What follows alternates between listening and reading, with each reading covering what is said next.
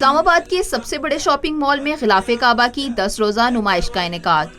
نمائش میں غلاف کعبہ، بیت اللہ کا دروازہ، دروازے کی چابی، موئے مبارک سمیت دیگر تبرکات رکھے گئے۔ وفاقی وزیر مذہبی امور پیر نور الحق قادری نے نمائش کا افتتاح کیا۔ وفاقی وزیر کا کہنا تھا ایسی نمائش مسلمانوں کو اسلامی شعار سے وابستہ رکھنے کا ذریعہ ہے۔ حج کے حوالے سے بات کرتے ہوئے وفاقی وزیر کا کہنا تھا سعودی حکام سے کہا گیا تھا جو فیصلہ آپ کریں گے ہم تسلیم کریں گے۔ ان کے جو پیسے ہوں گے وہ تو ان کو آج سے ہم بینکس کے ساتھ ایک شیڈول بنا رہے ہیں اور وہ مل جائیں گے۔